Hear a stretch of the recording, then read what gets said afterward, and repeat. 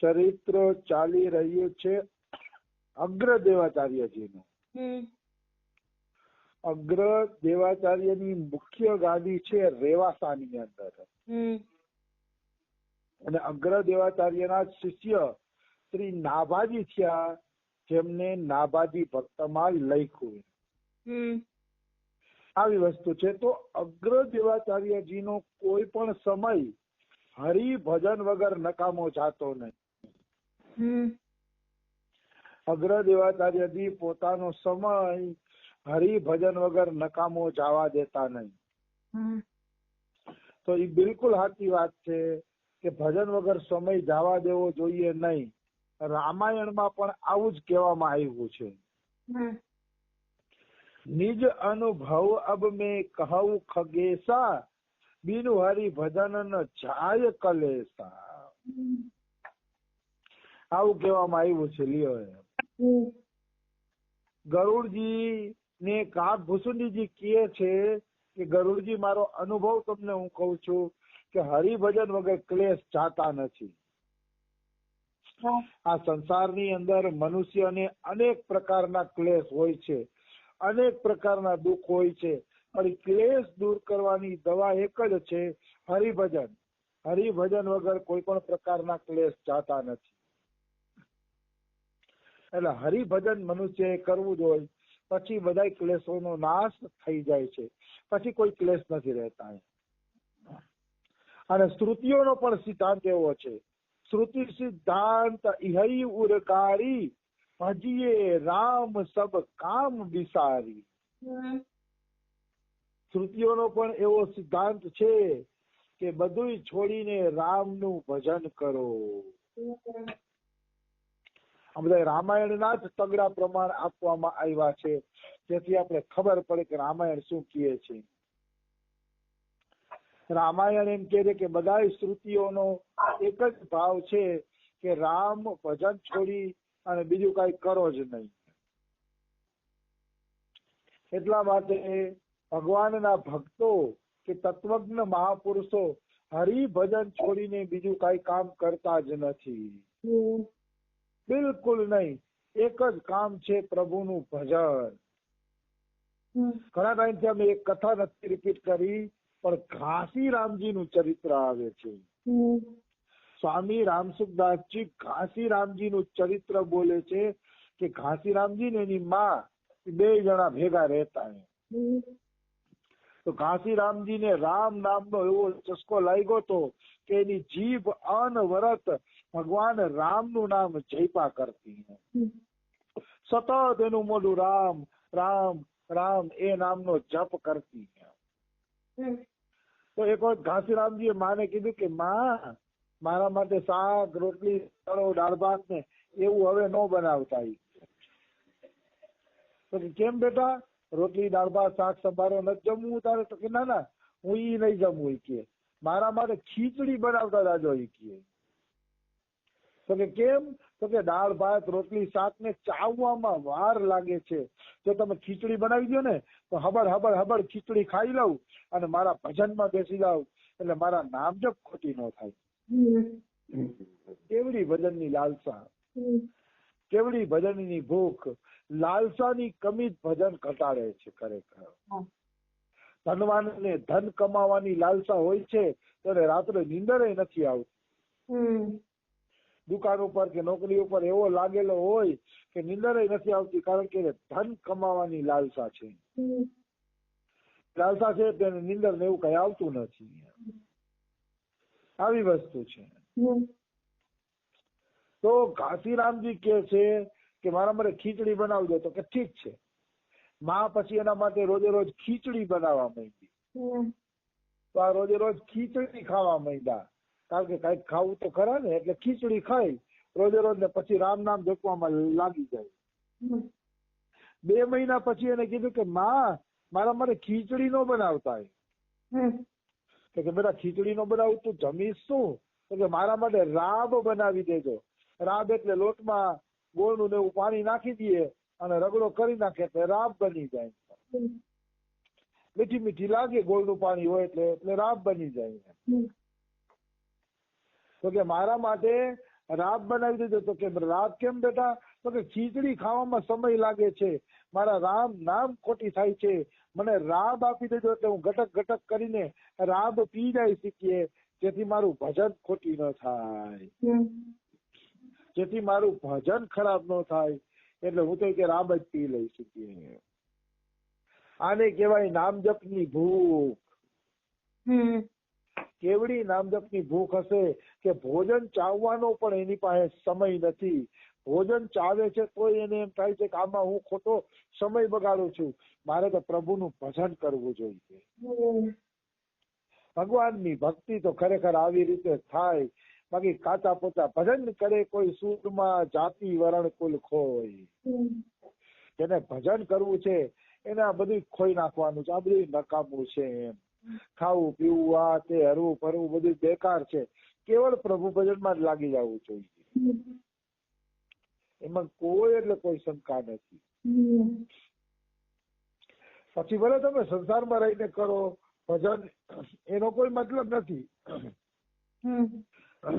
સંસારમાં રહીને કરો, સંસાર છોડીને કરો, કે જે રીતે તમને અનુકૂળ આવે, પણ ભજનમાં લાગી જવું જોઈએ. આપણો વધુ ને વધુ સમય પ્રભુ ભજનમાં ડૂબવો જોઈએ. કારણ કે મનુષ્ય જીવનનું એક જ લક્ષ્ય છે ભગવાનનું ભજન. ખાવું પીવું હરવું ફરવું આ તે કઈ લક્ષ્ય આપણું છે જ નહીં. ખરેખર મનુષ્યનું એક જ લક્ષ્ય છે કે ભગવાનનું ભજન થાય રાખે. તો અગ્ર દેવાચાર્યજી સતત હરિભજન કરતા હતા, સતત હરિભજનમાં લાગેલા હતા. અને કાળ વ્રથા નહીં બીતીયો. એનો કાળ એટલે સમય, વ્રથા એટલે નકામો જાતો નહીં. નકામો કાળ નો જાતો એના ઉપર, તો કે એના ઉપર દોહા લખ્યા છે. શ્વાસ શ્વાસ પ્રતિ નામ રટ, વ્રથા શ્વાસ મત ખોય, ના જાનો એ શ્વાસ કો આવન હોય ન હોય. મતલબ શ્વાસે શ્વાસે નામ જપ રટો. શ્વાસે શ્વાસે કોને ખબર છે કે એક શ્વાસ ગયો એ શ્વાસ પાછો આવશે કે નહીં આવે. અને તીન લોક કી સંપદા શ્વાસ સમ નહીં હોય, સો શ્વાસ આ રઘુનાથ બિન તુલસી વ્રથા ન ખોય. ત્રણેય લોકની સંપત્તિ શ્વાસ આપી શકતી નથી. ત્રણેય લોકની સંપત્તિ તમે કોઈને આપી દો તો પણ એ વ્યક્તિ તમને શ્વાસ આપી શકશે નહીં. આવી વસ્તુ છે. એટલે ત્રણેય લોકની સંપત્તિ આપવા છતાં શ્વાસ પાછા મળતા નથી. એટલે શ્વાસે શ્વાસે પ્રભુનું ભજન કરી લેવું જોઈએ. કારણ કે સંપત્તિ તો મળી શકે છે પણ શ્વાસ પછી મળી શકતા નથી. એટલે કે છે कहता हूँ कहीं जात हूँ और बजाए ढोल, श्वास श्वास में जात है तीन लोक का मोल. કે હું કહું છું તુલસીદાસ કી ઢોલ વગાડીને બધાને કહેતો જાઉં છું કે એક એક શ્વાસે તમે ત્રણેય લોકની કિંમત ખોઈ ગયો છો. મતલબ ત્રણેય લોકના મૂલમાં એક શ્વાસ મળતા નથી. એટલે શ્વાસે શ્વાસે તમે ત્રણેય લોકની સંપત્તિને ખોવો છો. એટલે પ્રભુનું ભજન કરી લ્યો. અને છેલ્લો બહુ પ્રખ્યાત દોહો છે. દો બાતન કો ભૂલ મત જો ચાહત કલિયાર, નારાયણ એક મૌત કો દૂજે શ્રી ભગવાન. નારાયણ સ્વામી નો દોહો છે. નારાયણ સ્વામી એમ કહે છે કે જો તમારે ખરેખર ભજન કરવું હોય તો બે વાત કોઈ દી ભૂલવી નહીં. નારાયણ એક મૌત કો, એક મૃત્યુને યાદ કરો તો પ્રભુ ભજન થશે. અને બીજી વાત છે ભગવાનનું ભજન, એટલે ભગવાનના ભજનને ન છોડો. મૃત્યુને યાદ કરો અને પ્રભુ ભજન કરો. મૃત્યુ યાદ રહેશે ને તો પ્રભુ ભજન થશે. એ વાત ખોટી તો નથી ભાઈ, એ વાત સાચી તો છે. કારણ કે મનુષ્યને જયારે પોતાનું મૃત્યુ નજર સામે દેખાય છે ત્યારે અવશ્ય એ પ્રભુ ભજન કરે છે. અવશ્ય, એમાં કોઈ શંકા નથી.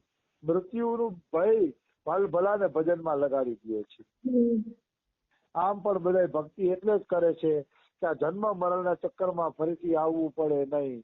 બધાનો ઉદ્દેશ્ય જ હોય છે ભક્તિ કરવાનો, કે જન્મ મરણના ચક્કરમાં આવવું ન પડે. આવી વસ્તુ છે. તો કહેવાનો ભાવ શું છે કહેવાનો ભાવ છે કે અગ્ર દેવાચાર્યના શ્વાસ ક્યારેય નકામા જાતા નહીં. જેનો સમય નકામો જાય છે એનું જીવન નકામું જાય છે એમ કહીએ તો ખોટું નથી. હવે આ બે બ્રાહ્મણનું દ્રષ્ટાંત આપ્યું છે. સમય નકામો જવા દેવા ઉપર અહીંયા બે બ્રાહ્મણોનું દ્રષ્ટાંત આપ્યું છે. બે બ્રાહ્મણ હતા અને 100 રૂપિયા લઈને તીર્થયાત્રા કરવા માટે નીકળ્યા. બે પાકા ભાઈબંધ હતા. બેને એકબીજાને ભળતું હતું સારું, ભાઈની જેમ ભળતું બેને. બે જણા 100 રૂપિયા લઈને જાત્રા કરવા નીકળ્યા.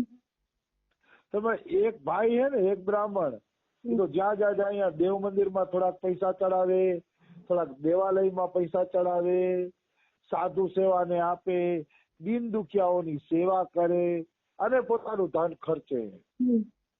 મતલબ પોતાનું ધન સેવામાં જ ખર્ચતા હતા એક બ્રાહ્મણે. અને બીજા બ્રાહ્મણ હતા ને એ લોભિયા હતા, એ ક્યાંય ખર્ચો નતા કરતા.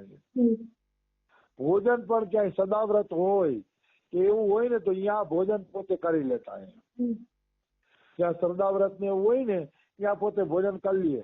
અને ક્યાંય દાન દક્ષિણા દેખતા તો દાન દક્ષિણા દાન દક્ષિણા લઈ લેતા. એમ કરતા કરતા એને 100 રૂપિયા ખર્ચ તો ન કર્યા, પણ 100 ના 200-500 કરી લીધા દાન દક્ષિણા લઈ લઈને. પણ ઓલો ભાઈ કઈ બોલે નહીં. ઓલો પોતાની રીતે દાતા હતો, એ દાન કરી રાખતો હતો, આ ભેગું કરી રાખતો હતો. આ રીતે બે મિત્રો જાત્રા કરવા આવેલા. જાત્રા પૂરી થઈ અને પાછા ફરતા હતા તો રસ્તામાં ચોર લોકો મળ્યા અને એના રૂપિયા છીનવી લીધા. તો જે દાન કરતો હતો એની પાસે તો કઈ વહીતું નતું, કારણ કે એને તો 100 રૂપિયાનું દાન કરી દીધું હતું. એની પાસે કઈ વહીતું નતું, પણ જેની પાસે ભેગા કર્યા હતા પૈસા એનું એ લૂંટાઈ ગયું ધન. પૈસા ભેગા કર્યા હતા એનું ધન લૂંટાઈ ગયું. તો કહેવાની વાત શું છે કે ભાઈ 100 રૂપિયા બે લઈને નીકળાતા. ઓલા ભીખ માગીને ભંડારા જમીન પૈસા વધારી પણ દીધા, તો ફાયદો કોને મળ્યો? ફાયદો જેને દાન કર્યું ને એને મળ્યો, કારણ કે એને દાન આપી દીધું અને એ પૈસા તો ભેગા કરી લીધા હતા, પણ બધા ચોર લોકો રહી ગયા. એટલે નહીં દાન કરી શક્યો કે નહીં મોજશોખમાં પૈસા વાપરી શક્યો. દાને ન થયું અને મોજશોખ ન થઈ. બે માંથી એકેય વસ્તુ એની ન થઈ. બાવાના બે બગડા એવું થયું. આમાં આ દ્રષ્ટાંત સાબિત કરે છે કે ઘણાનું જીવન એવું હોય કે જાણે બાવાના બે બગડે. આખી જિંદગી પૈસા કમાવામાં પૂરી કરી નાખીએ, ના પોતે વાપરી શકે, ના ભજન થઈ શકે, અંતે નરકોમાં જવું પડે. આ બ્રાહ્મણની છે. એટલે સંસારી લોકો આ રીતે સમય બગાડતા હોય છે. સમય બગાડ થઈ ગયા હોય છે સંસારી લોકો. પણ વાસ્તવમાં આવી રીતે સમય બગાડવો જોઈએ નહીં. ઈશ્વરનું અને પ્રભુનું ભજન કરવું જોઈએ. એમાં જ જીવની સાચી કલ્યાણ રહેલું છે. આવી વસ્તુ છે. તો આ રીતે દ્રષ્ટાંત દ્વારા આપણે મનુષ્ય જીવનની મહિમા શું છે એ સમજાવવામાં આવી ગયું કે વાસ્તવમાં મનુષ્ય જીવનની મહિમા પ્રભુ ભજનમાં જ છે. પછી જો આયુષ્ય ચોરાઈ ગયું તો પછી શું કામનું? એમ આયુષ્ય ચોરાઈ જાય પછી મનુષ્ય ભજન કરી શકતો નથી. અત્યારે સંસાર આપણું આયુષ્ય ચોરી રહ્યું છે. લગ્ન પ્રસંગોમાં જ્ઞાન, હરવા ફરવા જ્ઞાન, વાં જ્ઞાન, ઓલી જગ્યાએ જ્ઞાન, આમાં બધામાં છે ને આપણું આયુષ્ય ચોરાય છે. નિશ્ચિત આપણું આયુષ્ય ચોરાય છે. એમાં કોઈ પણ પ્રકારની શંકા નથી. એટલે આપણે પ્રભુનું ભજન કરી લેવું જોઈએ. તો સમય થઈ ગયો છે. બીજું અગ્રદેવાચાર્યનું ચરિત્ર કાલે લઈ લેશી.